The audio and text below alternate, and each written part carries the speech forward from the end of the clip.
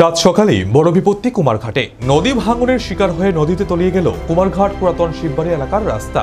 যদিও এতে কারোর আহত হওয়ার খবর নেই। প্রশাসনের বিরুদ্ধে বাঁধ সংস্কারের অনিয়মের অভিযোগ এলাকাবাসীর। বৃহস্পতিবার সকালে এই দুর্ঘটনায় আতঙ্ক ছড়ায় স্থানীয়দের মধ্যে। প্রশাসনের বিরুদ্ধে বাঁধ সংস্কারের চূড়ান্ত গাফিলতির নিয়ম বহির্ভূত কাজের অভিযোগ এলাকার মানুষের।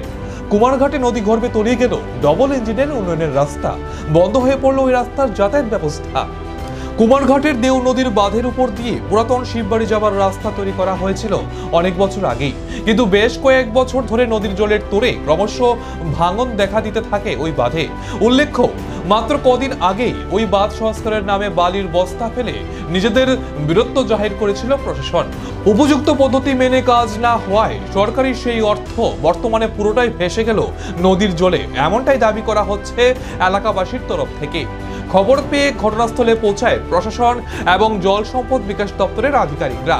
রাস্তায় অবস্থায় তড়ঘড়ি শুরু হয় নির্মাণ কাজ। ঘটনা নিয়ে আতঙ্ক ছড়ায় স্থানীয়দের মধ্যে।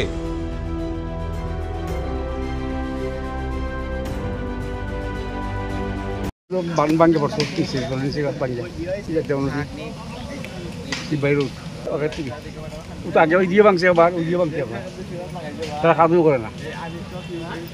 আয় কয়েক বছর বালি বা ইট করে বাড়াই দিয়ে যায় শেষ। আজ 3 বছর গুন্ডের সবাই চলে জানাইছি না কতবার একবার নেতা বলছে, কতবার জানাইছি আমরা। তারা আজ করবো কাজ করবো করে আজ তারা আইয়া বাংলা পরে কিছু মাটি বাড়ি যাবে, তো বাংছে ওদিকে আগে আবার কয়েক বস্তা দিয়া শেষ।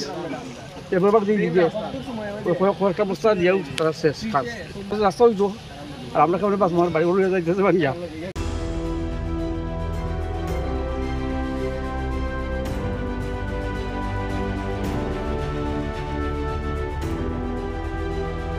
কয়েকদিন পর পর ভাঙে, অল্প মাটি বালু আর ইট দিয়া জায়গা।